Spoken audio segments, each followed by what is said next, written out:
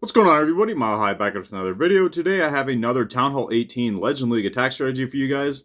Obviously, if you can use it in Legend League, you can use it in War, CWL, or any ranked league below that. So here's the army. We've got a couple furnaces just to support, but it is mainly Meteor Golems, and we're going to be using the Invis spells, and it isn't a Royal Champion charge, as you guys might think. It's not. So I'll show you guys how that works when we get into the attack, but we're actually bringing a log launcher with Yetis. Then we have the Spiky Ball, Earthquake Boots on the King. We have the action figure and the healer puppet on the Queen, Rage Gem and Eternal Tome on the Warden, and then the Rocket Spear and Electro Boots on the Royal Champion. And before we get into our attacks, make sure you guys drop a like, because if we reach 100 likes in the first 24 hours, we will be giving away a gold pass. So make sure you guys do that. And let's go hop into our first attack, and I'll show you guys how this works. Alright, so it's actually a pretty simple setup. You're going to start by using your Warden on one corner. So we're going to go ahead and use him up here. And we're going to drop our healers behind him, obviously, and then we're going to support him with 3 furnaces, because they're going to do a good job picking up trash and just helping that Warden walk move a little bit quicker, because obviously the Warden does take forever to destroy buildings. So while he's working, we're then going to use our Royal Champion with a Rocket Spear over here. We're going to trigger the Rocket Spear right away on this base because we can reach that Monolith, and I am going to probably invest one invisibility spell because obviously the Monolith outranges the Rocket Spear, so she will be getting hit. But her job is to just work in here, and we're going to support her with one more furnace, our last furnace, just to help pick off a little bit of trash that gets missed, because obviously them storages aren't going to go down. So her job is to just take out this compartment here, which she should easily do, and then that trash will also be taken out by our furnaces. And then the Warden with the furnaces, he doesn't need to get a ton, but if we can get this whole compartment here, that'd be ideal. But if it doesn't all go down, it's not the end of the world. So obviously all this trash on both sides here will be gone as well. So that leaves us a really nice funnel here, as you see, into the base, a really tight funnel.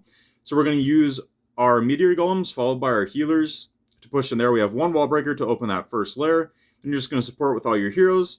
Use your 3 totem spells. I like to sprinkle them down one by one once they wear off, and then you're going to use your Warden ability as late as you possibly can. I like to use the Rage while the Eternal Tome's active as well. And then once your Royal Champion is safe, you can actually revive her. And that's when you're going to start using the invisibility spells, is on the cleanup of the base, not at the beginning. So we'll get rid of this drawing, and we'll start this attack and show you guys how this works. So we're going to drop our Warden at the top, followed by the healers.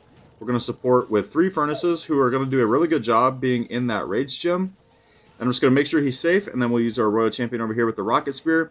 I'm going to invest the 1 invisibility spell just so she can go in and get that whole compartment down, because obviously that Monolith would have done a lot of work on her health bar. So she's going to take out all the defenses in here, which is perfect, and then our furnace should hopefully take out the storages. I don't know if it'll take them all the way out, but regardless, we should still be fine. I actually did support with a wizard here as well, just to make sure them storages do go down, because I want my troops to have the tightest funnel possible. As you see, our Warden does a really good job over here as well. He is getting that entire compartment down. Scattershot's about to drop. We're going to drop in our main army here. We're going to get our first totem spell down here on the entry, because we do have a ricochet cannon and a multi-inferno.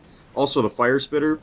So it's doing a really good job tanking. As you see, our wizard and our furnaces actually did take out both the storages over here. So we have a perfect tight funnel through the base here. So we're down to our last totem now. I'm going to make sure we hit the revenge tower and that fire spitter with it, because that is a lot of damage. We actually did have to use the Warden ability there because we were fighting the dragons. I just ended up using that first. But now we have another totem spell for when it wears off, which is perfectly fine. We use it down here. That distracts pretty much everything on the base. And as you see, we revived our Royal Champion now. And at this point, once you revive your Royal Champion, all your focus has to be on her, because you're dropping invisibility spells to keep her alive. So I like to zoom in on her at this point, because the rest of the army can just work on its own. I've already triggered the King and Queen's abilities in the core of the base. You have the King's Earthquake Boots, Spiky Ball, so you want to use that once you get to the core to open up everything. Then you have the healer puppet, obviously, on your Queen, so you can pop that. I kind of like to pop that, honestly, when my Eternal Tome is activated. Make sure those healers don't get wrecked by any traps. And as you see, we are converging here, and this base got absolutely decimated, and that's on Legend Modifier, so that shows you it is a very powerful attack. Let's go hop into another one. Alright, into attack number 2. I'm actually going to use the Warden down here at the bottom, and I'm going to have to let him work for a lot longer than usual this time, because as you see, there's a lot of hit points down here. We have 4 gold storages. We have the Hero Hall, which has high HP, and 2 heroes. So I'm going to start him off, let him work for a while, and then we're going to use this Royal Champion with the Rocket Spear. I'm hoping to clear out this whole compartment over here. And you can invest 1 or 2 invis spells at the beginning as well if you need it to get your funnel set, obviously. But you do have Phoenix too, you got to keep that in mind.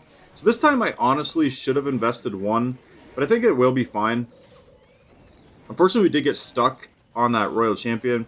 And you also, if your Warden is getting melted by a lot of damage, just go ahead and use an invis on him and he'll heal back up from the healers. I don't like to waste the rage on him, but on this particular base, I'm actually going to use the rage because, like I said, there is so much HP down here. I need to clear this out or we won't have a funnel. But once that Inferno goes down, the funnel will be set, and then we'll be good to drop in our Meteor Golems. And I should have invested 1 or 2 of my invises up there, so I could have got more of that compartment down. But it's fine. I'll just wall break on the corner to make sure we can get that stuff down. First totem spell's in. That is getting wrecked by the Monolith, which is a little bit unfortunate. We'll use our second one now to stun that Monolith again. We do get the Clan Castle pull. And I'm trying to delay this Warden ability as long as I possibly can, but we are taking a lot of damage here. I'm going to use the last totem spell. It distracted both of the dragons as well as the Monolith. It is going to get wrecked, but at least it took a lot of the heat off our troops. So now we can use our Warden ability as we're approaching the core.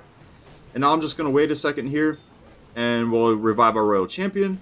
So now, like I said, you'll zoom in on your Royal Champion and focus on her. She goes in to support in the core, which is perfect because we have the Revenge Tower in there. We have the Ricochet Cannon, the Multi-Inferno.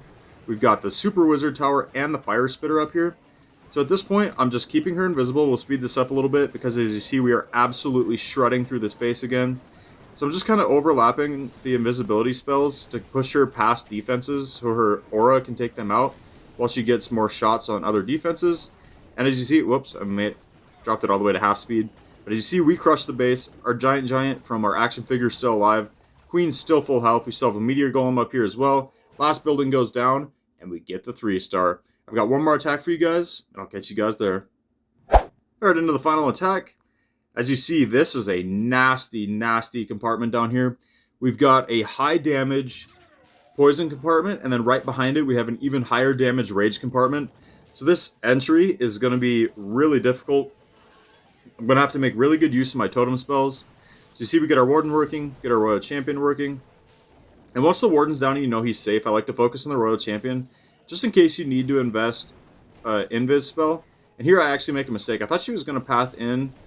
Okay, never mind. I thought this was the one where I made a mistake, but it wasn't. So she gets to that Expo.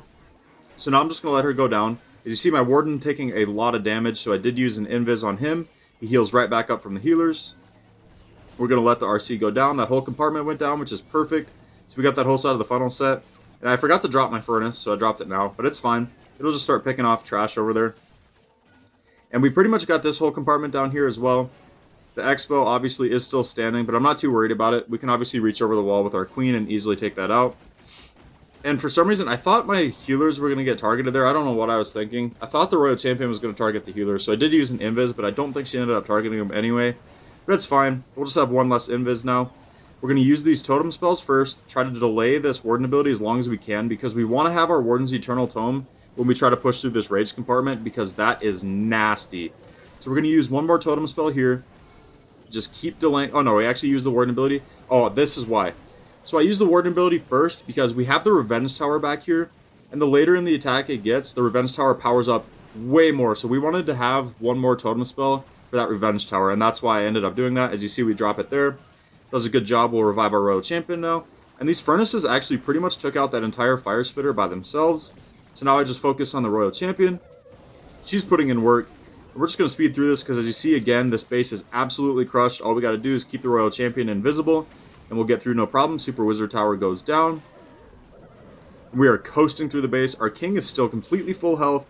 Our Steve's still healthy. We still have Yetis from our log launcher and we crush through the base. And like I said, this is on Legend modifiers. So if it works on this, it'll work at every other level even better than this. So it's really strong. Let me know in the comments how this works out for you guys. Drop a like if you guys enjoyed this video. I'll catch you guys next time.